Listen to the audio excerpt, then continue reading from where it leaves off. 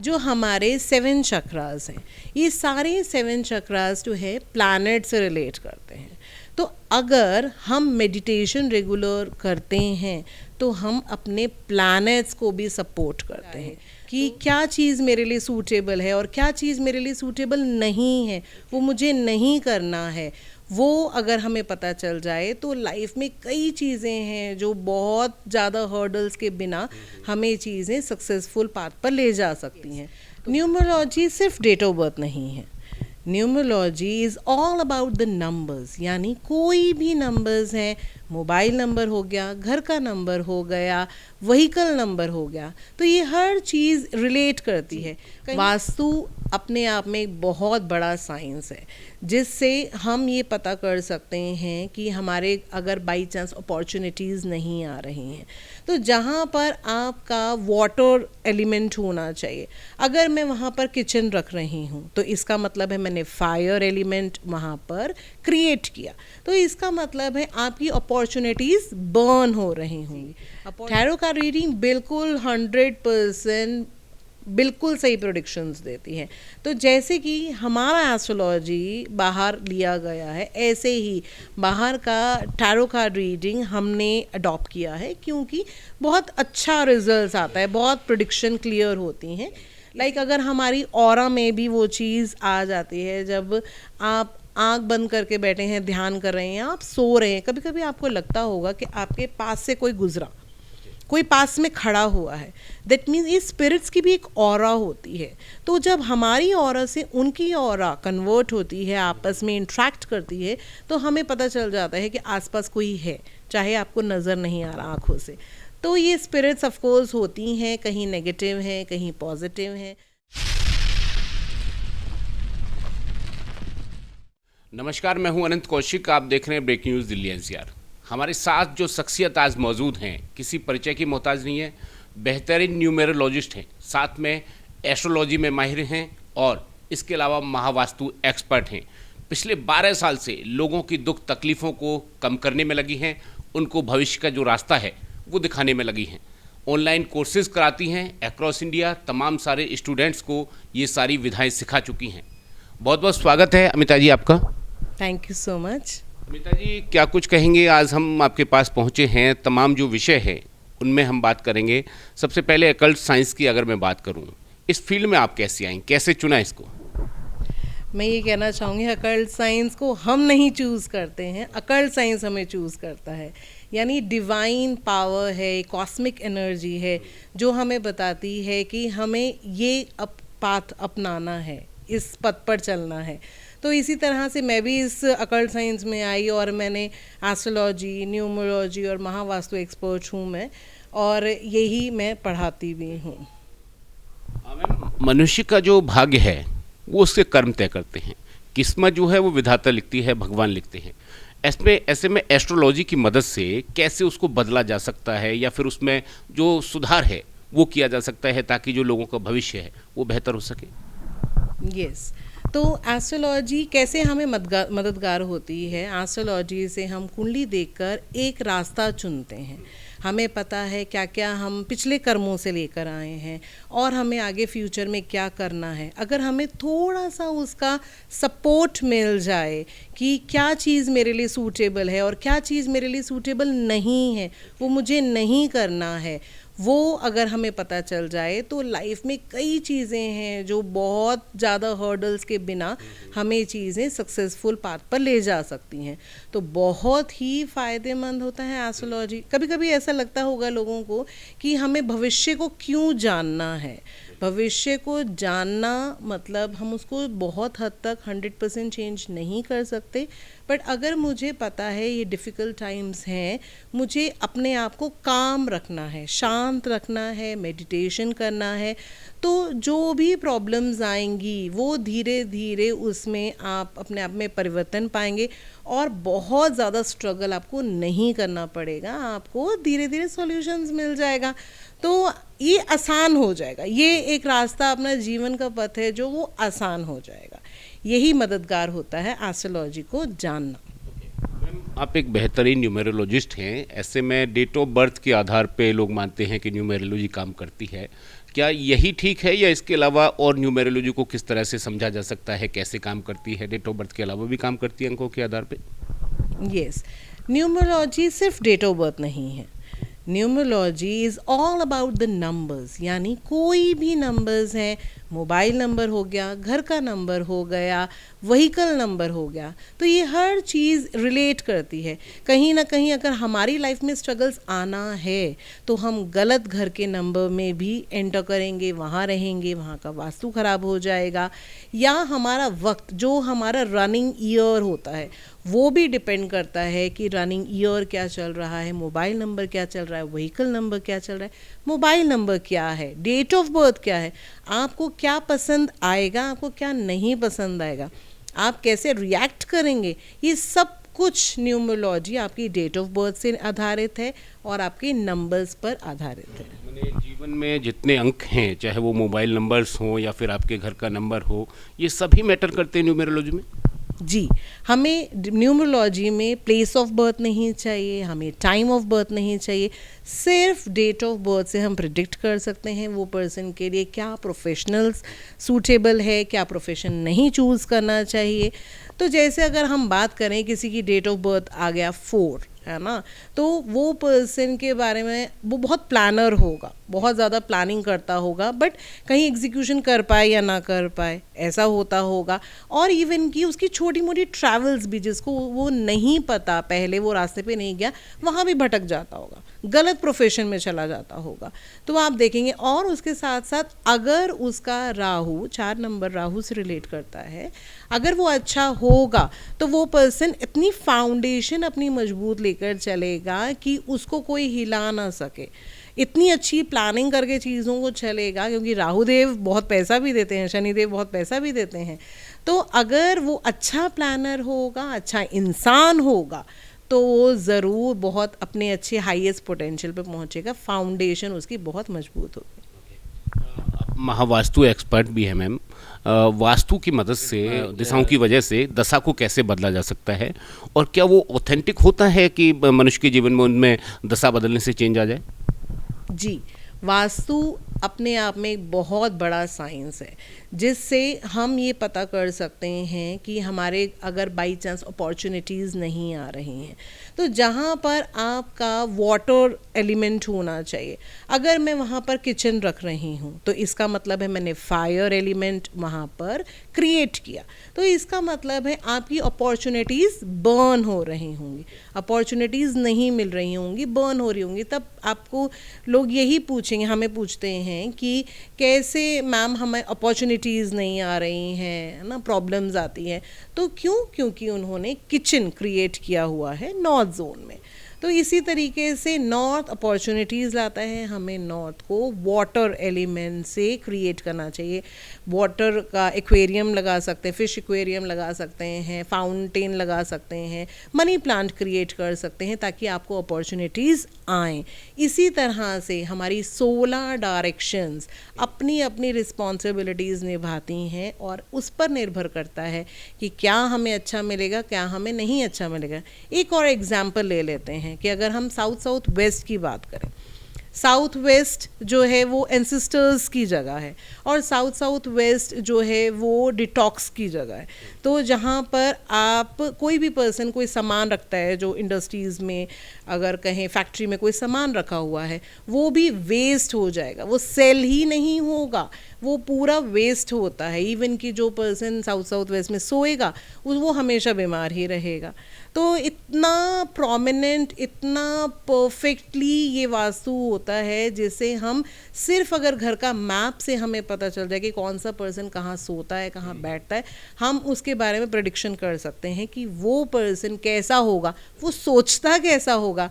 अगर टीवी भी देख रहा है तो टीवी में क्या देख रहा होगा, एंटरटेनमेंट चैनल होगा, न्यूज़ चैनल होगा, या वो डिप्रेशन वाली चीज़ें देखता होगा, ये भी हम प्रेडिक्ट कर सकते हैं। मैम, आप चूँकि पीएचडी अभी कर रही हैं, तो ऐसे में मैं जानना चाहूँगा कि मैनेज कैसे करती हैं, चूँकि परिवार भी है, साथ में कंसल्टेंसी आप लगातार देती हैं, ऑनलाइन पढ़ाना आपको होता है, तो बड़ा मुश्किल होता होगा मैनेज करना। किस तरह से मैनेज करती हैं? क्या आपकी जो विद्याएं हैं वो भी इसमें मैनेज आपकी मदद करती हैं कहीं ना कहीं?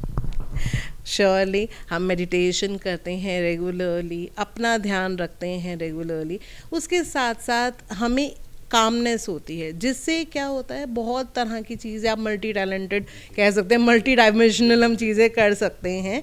तो ऑफ कोर्स घर का ध्यान रखते हैं। और पीएचडी मुझे हमेशा हेल्प करती है टीचिंग एबिलिटी में बहुत ही अच्छा रहा है। मेरा 21 साल का एक्सपीरियंस है इन टीचिंग। सो मैंने इवन कि ऑटिज़म को पढ़ाया है, जो भी लर्निंग डिसेबिलिटी वाले स्टूडेंट्स हैं उनको पढ़ाया है, टीचर्स को और पढ़ाया है कि बीएड वाले भी जो स्टूडेंट्स हैं उनको भी पढ़ाया है। तो that is why consultancy is a different concept. Consultancy हम अकल्ट साइंस से जो हम करते हैं वो करते हैं, and teaching is a different field. तो जो एस्ट्रोलॉजी है वो बहुत लोग कहते हैं बहुत डिफ़िकल्ट होने के बावजूद आप कैसे इसको इतना आसान बता देते हो, एस्ट्रोलॉजी को इतना आसान बना देते हो, because of only the teaching practice. उसे हमें पता है कि किस तरीके से उसको बहुत आसान बना देना है सब्जेक्ट को, जो भी लर्नर है उसके लिए बहुत ही फ़ायदेमंद रहे और उसको ठीक से समझ आ जाए और उसको वो यूज़ कर सके। मेडिटेशन आपने वर्ड अभी यूज़ किया, तो मेडिटेशन की मैं बात करूं, ध्यान की मैं बात करूं, उसकी मदद से भी क्या लोगों के जो जीवन है आम उसमें बदलाव लाया जा सकता है?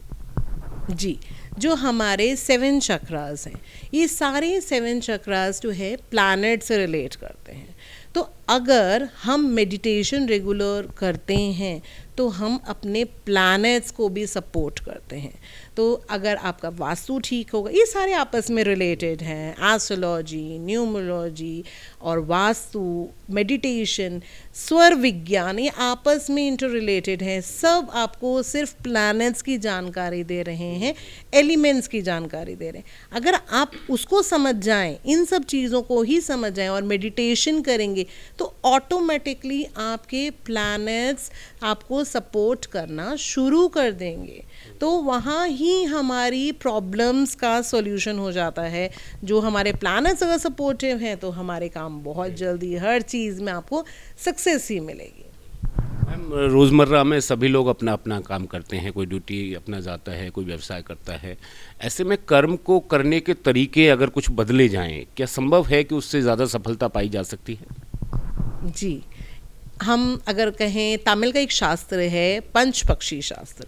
पंचपक्षी शास्त्र से हमारे जो नक्षत्रों के हिसाब से हमें 5 पक्षियों में बांटा गया है। तो हर इंसान का बिहेवियर भी उस पक्षी से ही रिलेटेड है। तो वो पक्षी का अगर रूलिंग टाइम होगा तो हम अगर उसी टाइम पर अपना काम करेंगे तो हमें सफलता मिलेगी।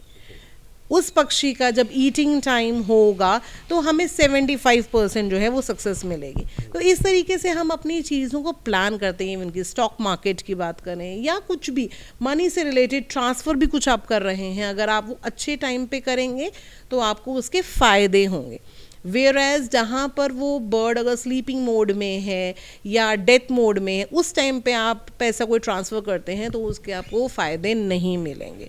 तो ये भी अगेन एक साइंस है जिससे हमें बहुत क्लैरिटी मिल जाती है कि कैसे आपको प्लान करना चाहिए।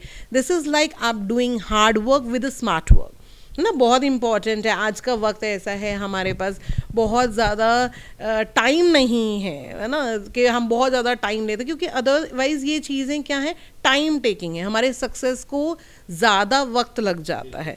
और यही हम अपना रोज़मर्रा की जो चीज़ें हैं अगर प्लानिंग से कर रहे होते हैं, अपने अच्छे टाइम पे कर रहे होते हैं, अपने सक्सेसफुल टाइम पे कर रहे होते हैं, तो हमें सक्सेस जल्दी मिलती है और उससे ऑटोमेटिकली अपने आप आपका सक्सेस बढ़ जाता है, आपकी कॉन्फिडेंस बढ़ जाता है, उसको हेल्प मिलती है। फिर स्पिरिट्स की मैं बात करूं, नेगेटिव एनर्जी की बातें सुनी जाती हैं, कही जाती हैं। क्या वास्तव में स्पिरिट्स होती हैं? नेगेटिव एनर्जी नाम की कोई चीज़ है? और अगर है कि कहीं किसी के घर में या कहीं किसी के प्रतिष्ठान में, उसकी दुकान में या काम करने की जगह पे, तो उसको पॉजिटिव में क्या उसको तब्दील किया जा सकता है या नेगेटिव को हटा के पॉजिटिव को लाया जा सकता है? जी, हमने कॉस्मिक एनर्जी का नाम सुना है ना। Cosmic energy good vibrations, good energies है। और ऐसे ही स्पिरिट्स जो होती हैं नेगेटिव एनर्जीज़ भी होती हैं। कभी कभी आप घर चेंज करते हैं तो वहाँ की प्रीवियस जो नेगेटिव एनर्जी है या नेगेटिव स्पिरिट होगी वो पर्सन पे इम्पैक्ट करेगी। तो कभी कभी हम कंसल्टेंसी में ऐसे भी आता है, लोग पूछते हैं और बताते हैं कि उनके घर में उनको कुछ नेगेटिव स्पिरिट्स दिखाई देती है। लाइक अगर हमारी ऑरा में भी वो चीज़ आ जाती है, जब आप आंख बंद करके बैठे हैं, ध्यान कर रहे हैं, आप सो रहे हैं, कभी कभी आपको लगता होगा कि आपके पास से कोई गुजरा, कोई पास में खड़ा हुआ है। दैट मीन्स ये स्पिरिट्स की भी एक ऑरा होती है। तो जब हमारी ऑरा से उनकी ऑरा कन्वर्ट होती है, आपस में इंट्रैक्ट करती है, तो हमें पता चल जाता है कि आसपास कोई है, चाहे आपको नज़र नहीं आ रहा आँखों से। तो ये स्पिरिट्स ऑफ कोर्स होती हैं, कहीं नेगेटिव हैं, कहीं पॉजिटिव हैं। तो हमें उनको कॉस्मिक एनर्जी, अगर आप मेडिटेशन कर रहे हैं रेगुलरली, अपने घर में छोटा सा हवन भी कर रहे हैं, पूर्णिमा के दिन आप सूखे नारियल में भी हवन कर सकते हैं अपने आप। कोई पंडित जी को बुलाने की ज़रूरत नहीं है, आपको सिर्फ अपने आप को, अपने घर की क्लियरेंस करने की ज़रूरत है। तो उससे आपको पॉजिटिव स्पिरिट्स ज़्यादा इम्पैक्ट होंगी, कॉस्मिक एनर्जी आएंगी, और नेगेटिव अपने आप आपके घर से चली जाएंगी। टैरो कार्ड रीडिंग की अगर मैं बात करूं, जो मेरे ख्याल से बाहर का ये विज्ञान है, लेकिन यहाँ पे इंडिया में भी आजकल काफ़ी कुछ इसके माध्यम से लोग पता करते हैं, आप लोग बताते भी हैं समाधान इसके माध्यम से। टैरो कार्ड रीडिंग कितनी परफेक्ट होती है और क्या इसकी मदद से भी भविष्य को आदमी अपने बदल सकता है? जी, टैरो कार्ड रीडिंग बिल्कुल 100% बिल्कुल सही प्रेडिक्शंस देती हैं।